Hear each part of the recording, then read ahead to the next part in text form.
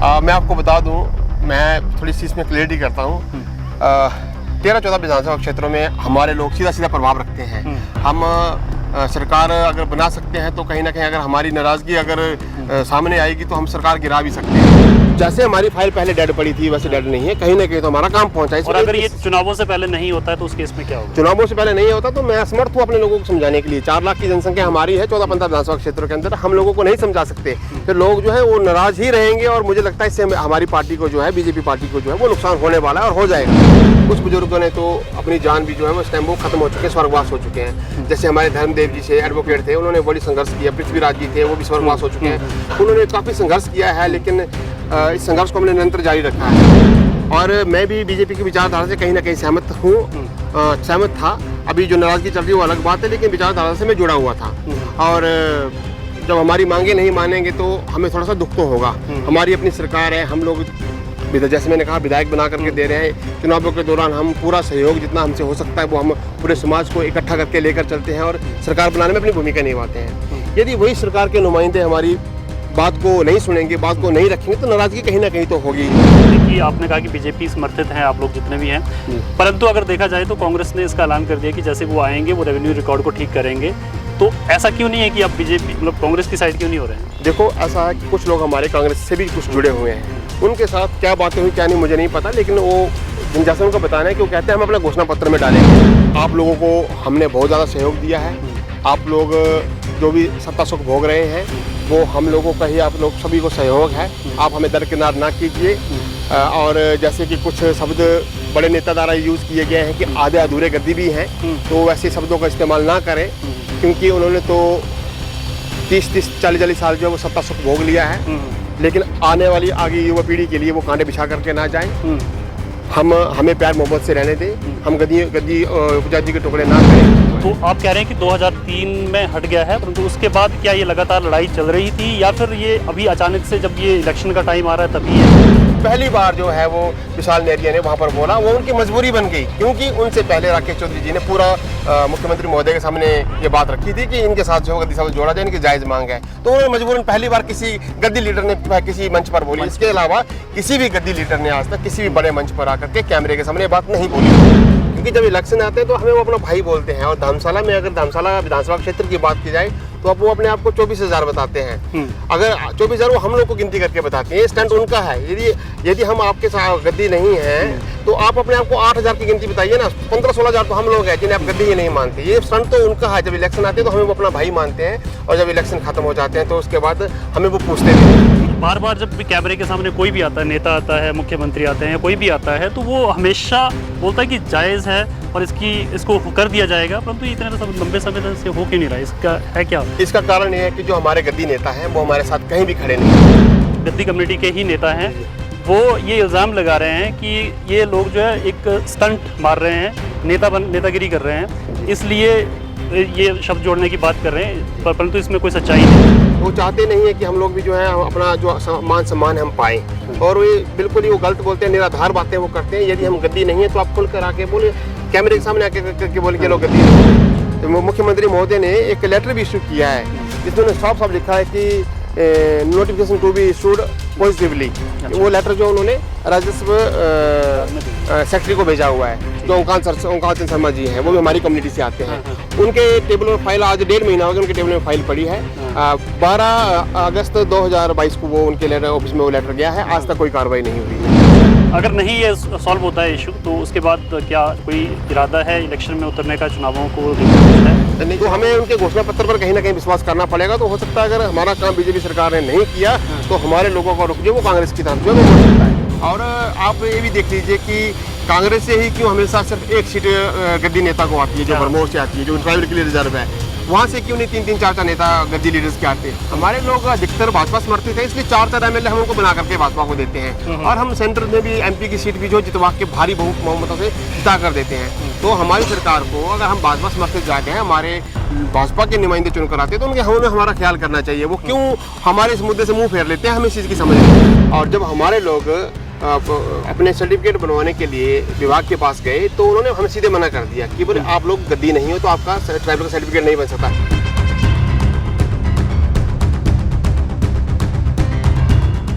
हिमाचल प्रदेश में जैसे जैसे चुनावों का समय पास आ रहा है, सभी पार्टियां जोर लगा रही हैं और कहीं ना कहीं सभी लोगों को, जनता को रिझाने में लगी हुई हैं। परंतु एक मुद्दा है जो कि काफ़ी समय से लंबित पड़ा हुआ है और कहीं ना कहीं वो कांगड़ा और चंबा में बीजेपी की गले की हड्डी ना बन जाए, उसको लेकर बहुत सारी बातें हुई हैं। एक गद्दी कम्युनिटी है और वो गद्दी कम्युनिटी में टोटल जो है वो 13 जो उपजाति हैं, परंतु उसमें अगर देखा जाए तो 7 उपजाति के साथ जो है वो गद्दी शब्द जोड़ा गया है, परंतु 6 उपजाति ऐसी हैं जिनको गद्दी शब्द से वंचित रखा गया है और उसको लेकर एक लंबे समय से लड़ाई लड़ी जा रही है हिमालयन गद्दी यूनियन के बैनर तले। और हिमालयन गद्दी यूनियन जो है वो लगातार बड़े बड़े नेताओं से मिल रही है, सभी नेताओं से मिल रहे हैं, बीजेपी के सभी नेताओं से, इवन जो सेंटर की लीडरशिप है उनसे भी मिल रहे हैं। अनुराग ठाकुर से, जेपी नड्डा से मिलने का इनका प्रोग्राम बन रहा है। मुख्यमंत्री जी से कई बार मिल चुके हैं और बाकी जितने भी गद्दी कम्युनिटी के नेता हैं और जो भी कांगड़ा चंबा के जितने नेता हैं सबसे वो मिल चुके हैं, परंतु कहीं भी वो उसको सॉल्व नहीं कर पा रहे हैं। और ये मुद्दा कहीं ना कहीं 11 विधानसभा सीटों में प्रॉब्लम ला सकता है बीजेपी के लिए। इसी मुद्दे पर हम बात करेंगे। आज गद्दी यूनियन के अध्यक्ष हमारे साथ हैं और गद्दी यूनियन के अध्यक्ष हमारे साथ खड़े हैं, इनसे हम बात करेंगे। सर, बहुत बहुत स्वागत है आपका हिम एक्सप्रेस में। तो अब पहले परिचय दीजिए और उसके बाद हम शुरू करेंगे कि क्यों इतना समय लग रहा है, क्या प्रॉब्लम क्या आ रही है। आप थोड़ा सा अपना परिचय शुरू करिए। सबसे पहले हिम एक्सप्रेस का धन्यवाद, जो समय समय पर हमारी मांग को जो उठाते रहते हैं और अपना कीमती समय निकालते हैं। मैं मोहिंदर सिंह, अध्यक्ष हिमालयन गद्दी यूनियन हिमाचल प्रदेश। सबसे पहले मैं अपने संगठन की इंट्रोडक्शन देता हूं। हमारा जो संगठन है उसका नाम हिमालयन गद्दी यूनियन है। हिमालयन गद्दी यूनियन के गठन की आवश्यकता क्यों पड़ी, मैं आपको वो भी बता देता हूँ। हम गद्दी समाज के लोग हैं। गद्दी कोई जाति नहीं है, एक समुदाय का नाम है जिसके अंतर्गत 13 उपजातियाँ आती हैं। लेकिन विसंगति ये हुई है कि जो 6 वंचित उपजातियां हैं उनके साथ तो 15 से 20% लोगों के साथ तो पूर्णतः गद्दी शब्द जुड़ा हुआ है राजस्व अभिलेख में। और लेकिन कुछ जो लोग हैं, जैसे 70% 75% लोग हैं, उनके साथ जो वो गद्दी शब्द रेवेन्यू जो एंट्री थी वो कहीं ना कहीं किसी लिपि की त्रुटि के कारण छूट गई है। हमारी सरकार से यही मांग रही है कि जो ये त्रुटि हुई है इस त्रुटि को सुधार किया जाए। गद्दी शब्द जो राजस्व अभिलेख में जोड़ना है उसको जोड़ा जाए। हमारे लोग पहले से ही, ऐसा भी नहीं है कि हमने कोई नया शब्द ऐड करवाना है, पहले से ही हमारे लोग इस गद्दी शब्द जुड़ा हुआ और गद्दी होने के बेनिफिट्स वो ले रहे हैं। महेंद्र जी, सबसे पहले ये जानना चाहेंगे कि ये गद्दी शब्द जो है, हालांकि ये जो जातियां उपजातियां जो है वो काफ़ी समय से हैं और कब से ये जुड़ा है, कब से ये हटा है और पहले कब तक जुड़ा था, ऐसा कुछ है आपके पास? देखिए, जो हमारे पास हमने रिकॉर्ड खंगाले हैं, जितनी भी हमने ग्रास रूट तक जो इसमें हमने स्टडी की है या पेपर्स इकट्ठा किए हैं, डॉक्यूमेंट इकट्ठा किए हैं, 1876 का सेटलमेंट रिवाइज सेटलमेंट रिकॉर्ड हमारे पास है जिसमें इन 13 जातियों का वर्णन दिया गया है। ये 13 उपजातियां हैं, ये गद्दी समुदाय का अभिन्न अंग है, जिसकी कॉपी हमने डीसी ऑफिस से निकलवाई है और एक हमारा सबसे पुख्ता प्रूफ तो हमारा वही है। हम 150 साल पुराने रिकॉर्ड की बात कर रहे हैं, तो हमें बाकी रिकॉर्ड्स खंगालने की जरूरत ही नहीं है। लेकिन फिर भी यदि उनको जो रिकॉर्ड चाहिए थे, हमने वो चंबा से भी रिकॉर्ड खंगाले हैं जिसमें कि हमारी सभी उपजातियों के साथ जो वो गद्दी शब्द जुड़ा हुआ है। और सरकार से हमारी यही मांग है, इसकी करेक्शन कर दीजिए। ये कब आपने, क्योंकि कब से, मतलब मेरे ख्याल से 2003 कब का मामला, कब का है कि भाई हटा कब है ये? बिल्कुल, मैं आपको ये बता देता हूँ कि हमें इस चीज़ का तब संज्ञान हुआ जब केंद्र में शांता कुमार जी हमारे मंत्री थे, तो उन्होंने गद्दी और गुजरों के लिए जो है वो ट्राइबल का दर्जा दिलवाया। और जब हमारे लोग अपने सर्टिफिकेट बनवाने के लिए विभाग के पास गए तो उन्होंने हमें सीधे मना कर दिया कि बोले आप लोग गद्दी नहीं हो तो आपका ट्राइबल का सर्टिफिकेट नहीं बन सकता। तब ये बात हमारे संज्ञान में आई कि राजस्व अभिलेख में हमारी साथ कहीं ना कहीं छेड़छाड़ हुई है। और ये कब हुई है बीते समय में, इसका हमें ज्ञात नहीं है। लेकिन 2003 के बाद जो है हमारे ध्यान में ये बात आई कि हमारे साथ गद्दी शब्द जो किसी न किसी कारण से हट गया हुआ है। तो आप कह रहे हैं कि 2003 में हट गया है, परंतु उसके बाद क्या ये लगातार लड़ाई चल रही थी या फिर ये अभी अचानक से जब ये इलेक्शन का टाइम आ रहा है तभी ये शुरू हुई है? बिल्कुल बढ़िया आपने सवाल किया हमारे साथ। ये कोई इलेक्शन का स्टंट नहीं है, ये हमारे 2003 से ही हमारी लड़ाई जो है हमारे बुजुर्ग जो लड़ते आ रहे हैं। कुछ बुजुर्गों ने तो अपनी जान भी जो है वो इस टाइम वो खत्म हो चुके हैं, स्वर्गवास हो चुके हैं। जैसे हमारे धर्मदेव जी से एडवोकेट थे, उन्होंने बड़ी संघर्ष किया। पृथ्वीराज जी थे, वो भी स्वर्गवास हो चुके हैं। उन्होंने काफ़ी संघर्ष किया है, लेकिन इस संघर्ष को हमने निरंतर जारी रखा है। बीच में कहीं थोड़ा सा विराम भी लगा है, सरकारों ने कहा कि हम करेंगे, तो ऐसा कुछ नहीं है। लेकिन पिछले 5 साल से हम बिल्कुल सक्रिय हो गए और हिमालयन गद्दी यूनियन के बैनर तले हमें काम कर रहे हैं। ये मैं सवाल इसलिए मैंने पूछा है क्योंकि बहुत से ऐसे नेता हैं और जो गद्दी कम्युनिटी के ही नेता हैं, वो ये इल्ज़ाम लगा रहे हैं कि ये लोग जो है एक स्टंट मार रहे हैं, नेतागिरी कर रहे हैं, इसलिए ये शब्द जोड़ने की बात कर रहे हैं, परंतु इसमें कोई सच्चाई नहीं है। तो क्या लगता है आपको कि सच में ऐसा है? बिल्कुल ऐसा ही है, क्योंकि वो लोग कोई ना कोई उनके तो उन्होंने कोई ना कोई बहाना तो उन्होंने करना ही है। हम लोग को मतलब हम लोग अपनी आवाज़ को दबा लें, उन्होंने कुछ ना कुछ स्टंट तो करना ही है। तो वो चाहते नहीं है कि हम लोग भी जो है अपना जो मान सम्मान हम पाएं, और वे बिल्कुल ही वो गलत बोलते हैं, निराधार बातें वो करते हैं। यदि हम गद्दी नहीं है तो आप खुल कर आके बोले, कैमरे के सामने आके करके बोले कि लोग गद्दी नहीं है। नहीं, क्योंकि हमने कई बार, हमारी भी बात होती है जब भी इंटरव्यू होता है या प्रेस कॉन्फ्रेंस होती है, तो बहुत बार हमने ये सवाल किया है हमारे सामने, बेशक गद्दी नेता हो या कोई भी नेता हो, क्योंकि लगातार ये जो मुद्दा बना हुआ है तो उसके बाद हमने लगातार हम भी ये मुद्दा उठा रहे हैं, और हमारे सामने कैमरा के सामने हमेशा उन्होंने ये बोला है कि हम उनके साथ हैं। परंतु फिर उसके बाद हमें पीछे से कहीं से सुनने को मिलती है कि भाई, या आपके ही लोगों के द्वारा सुनने को मिलती है कि वो जो गद्दी नेता हैं हमारे, स्पेशली जो गद्दी नेता हैं, वही जो है वो इस पे अड़ंगा अड़ा रहे हैं। कुछ आप फ्रंट में कुछ और बोलते हैं, सामने कुछ और बोल रहे हैं, और पीछे बैकग्राउंड में कुछ और बोल देते हैं। तो ये क्या, इसमें कितनी सच्चाई है? जो आपने बात कही कि कहीं ये पॉलिटिकल स्टंट तो नहीं है, या आप इलेक्शन के दौरान ही, चुनावों के दौरान ये बात तो नहीं कर रहे, ये पॉलिटिकल स्टंट उनका है जो ऐसी बातें करते हैं। क्योंकि जब इलेक्शन आते हैं तो हमें वो अपना भाई बोलते हैं, और धर्मशाला में अगर धर्मशाला विधानसभा क्षेत्र की बात की जाए तो अब वो अपने आप को 24,000 बताते हैं। अगर 24,000 वो हम लोग को गिनती करके बताते हैं, ये स्टंट उनका है। यदि हम आपके साथ गद्दी नहीं है तो आप अपने आप को 8,000 की गिनती बताइए ना, 15-16,000 तो हम लोग हैं जिन्हें आप गद्दी ही नहीं मानते। ये स्टंट तो उनका है। जब इलेक्शन आते हैं तो हमें वो अपना भाई मानते हैं, और जब इलेक्शन खत्म हो जाते हैं तो उसके बाद हमें वो पूछते भी नहीं है, तो हमें वो क्लासिफाइड कर देते हैं कि आप ये है वो हो, इस तरह के वो करते हैं। ये स्टंट उनका, हमारा स्टंट नहीं है। हम लोग तो अपनी बिल्कुल जायज़ ही मांग है, और आपने देखा भी होगा मुख्यमंत्री महोदय ने भी कई बार कैमरे के सामने आकर के बोला है कि इनकी मांग जो जायज़ है, कानूनी प्रक्रिया चल रही है और हो जाएगा। नहीं, ये जो बार बार जब भी कैमरे के सामने कोई भी आता है, नेता आता है, मुख्यमंत्री आते हैं या कोई भी आता है, तो वो हमेशा बोलता है कि जायज़ है और इसको कर दिया जाएगा, परंतु इतने लंबे समय से हो क्यों नहीं रहा? इसका है क्या? इसका कारण ये है कि जो हमारे गद्दी नेता हैं वो हमारे साथ कहीं भी खड़े नहीं है। नहीं, तो वो फ्रंट में कैमरा के सामने तो वो हमेशा बोलते हैं कि आपके सामने नहीं। पहली बार जो है विशाल नेहरिया ने, मुख्यमंत्री महोदय जी अभी हाल ही में जोरावर स्टेडियम आए थे, राकेश चौधरी जी का सम्मेलन था, उसमें आए थे। उसमें राकेश चौधरी जी ने बड़े जोरों शोरों से बात रखी थी कि ये वंचित छह उपजातियां हैं, बहुत समय से अपना जो मान सम्मान ढूंढ रही हैं, हक मांग रही हैं, और मुख्यमंत्री महोदय जी इनका काम जो करना जरूरी है। आपने 4-4 बार जो छानबीन भी करवा ली है, ऐसा पता नहीं इस मुद्दे में क्या छिपा जो 4-4 बार जो छानबीन करवाने की नौबत पड़ गई। लेकिन 14 मंडलाधिकारियों ने भी अपनी रिपोर्ट जो है वो संबंधित कार्यालय शिमला भेजी हैं, और पहली बार जो है वो विशाल नेहरिया ने वहां पर बोला, वो उनकी मजबूरी बन गई, क्योंकि उनसे पहले राकेश चौधरी जी ने पूरा मुख्यमंत्री महोदय के सामने ये बात रखी थी कि इनके साथ जो गद्दी साहब जोड़ा जाए, इनकी जायज मांग है। तो उन्होंने मजबूरन पहली बार किसी गद्दी लीडर ने किसी मंच पर बोली। इसके अलावा किसी भी गद्दी लीडर ने आज तक किसी भी बड़े मंच पर आकर के कैमरे के सामने बात नहीं बोली। अच्छा, ये दूसरी बात करते हैं। तो जैसे आप लोग बोलते हैं कि चंबा और कांगड़ा विधानसभा क्षेत्र जितने भी हैं, चंबा और कांगड़ा डिस्ट्रिक्ट में, उसमें इम्पैक्ट डालेंगे। तो कांगड़ा, ये भी सुनने में आया कि चंबा में कुछ लोग हैं जो 6 उपजातियों के हैं, वो ऑलरेडी उनके साथ गद्दी की शब्द लगाया जाता है। तो ऐसा है चंबा में? बिल्कुल है, चंबा में नहीं, कांगड़ा में भी ऐसा है। अगर आप ज्वाली के तहसीलदार की रिपोर्ट पढ़ेंगे, या इंदौरा की पढ़ेंगे, या आप नूरपुर की पढ़ेंगे, उसमें साफ साफ लिखा गया है ये लोग गद्दी समुदाय के लोग हैं, और ये लोग जो जनजाति दर्जा का इनको मिला भी और इसका फायदा भी ले रहे हैं, इनके लाभ भी वो ले रहे हैं। सब साफ साफ लिखा है। ऐसा नहीं कि चंबा में खाली लगा हुआ है, जिला कांगड़ा में बहुत सारे लोगों के साथ जो गद्दी शब्द जुड़ा हुआ है। कितने विधानसभा सीटें हैं जहाँ पे इम्पैक्ट डाल सकते हैं, और उसमें से कितने लोग हैं जो कि जहाँ से गद्दी नेता चुन के जाता है? मैं आपको बता दूं, मैं थोड़ी सी इसमें क्लियरिटी करता हूँ।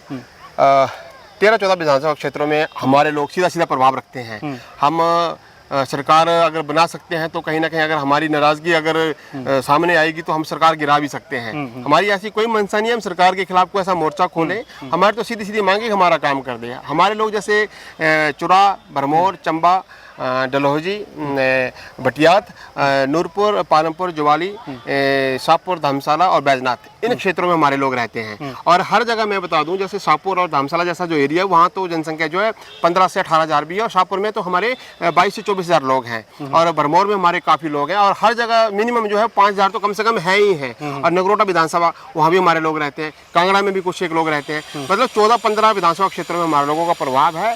और आप ये भी देख लीजिए कि कांग्रेस से ही क्यों हमेशा सिर्फ एक सीट गद्दी नेता को आती है, जो भरमौर से आती है, जो ट्राइबल के लिए रिजर्व है।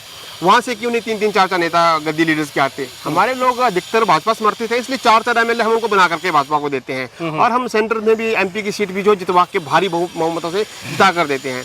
तो हमारी सरकार को अगर हम भाजपा समर्थित जाते हैं, हमारे भाजपा के नुमाइंदे चुनकर आते हैं, तो उनके हमें हमारा ख्याल करना चाहिए। वो क्यों हमारे इस मुद्दे से मुँह फेर लेते हैं, हमें इस चीज़ की समझ नहीं है।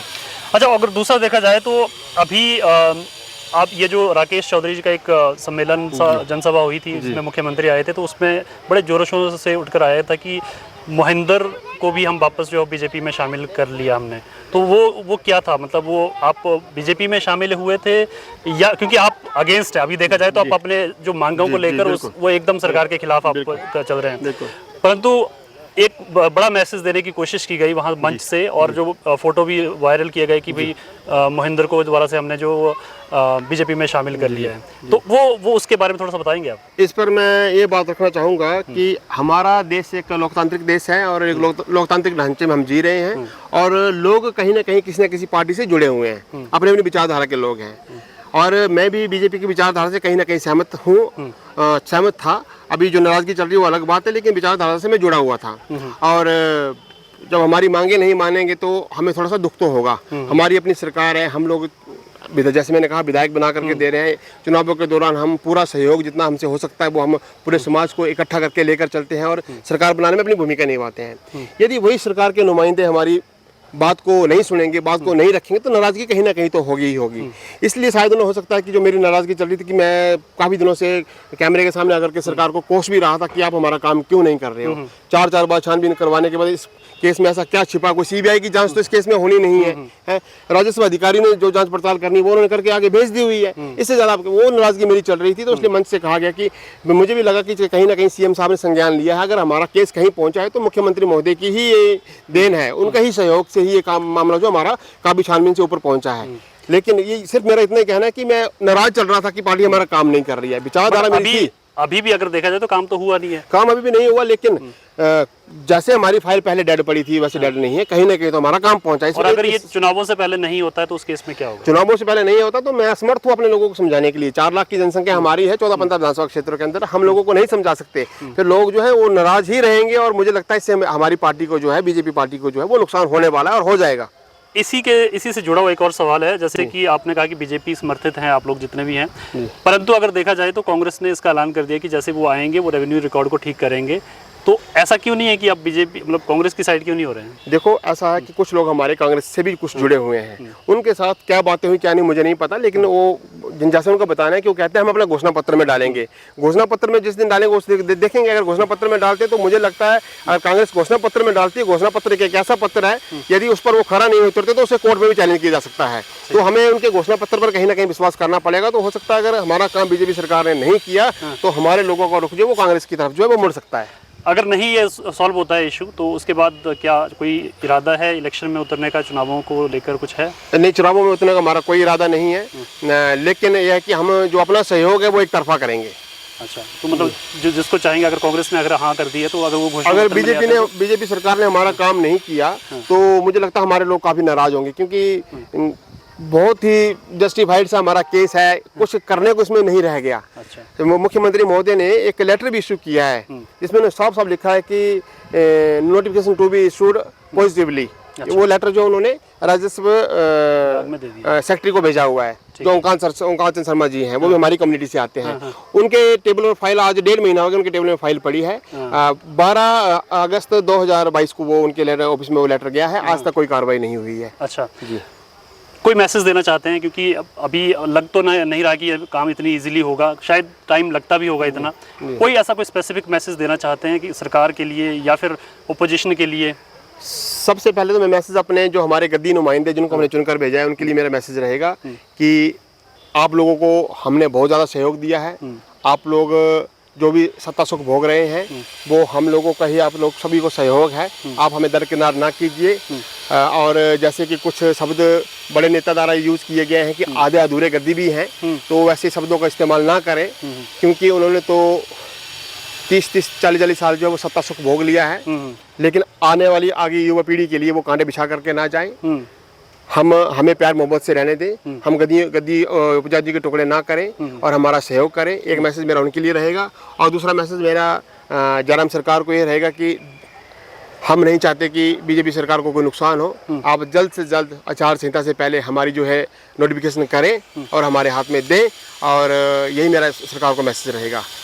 बहुत शुक्रिया। तो ये हमारे साथ गद्दी यूनियन, हिमालयन गद्दी यूनियन के प्रेसिडेंट मोहिंदर जी थे, और सीधा साफ कहना है कि उनका चुनाव लड़ने का कोई मकसद नहीं है, परंतु अगर इसको सॉल्व नहीं किया जाता है इस सरकार के द्वारा तो ये बहुत लाजमी है कि शायद ये पासा पलटेंगे और दूसरी गुट में जाएंगे या दूसरी पार्टी में जाएंगे। तो हमारी भी ये दिखाना, ये पूरा इंटरव्यू दिखाने के यही एक प्रयास था कि जो भी मुद्दे हैं उन पे बात की जाए और उनको सॉल्व किया जाए।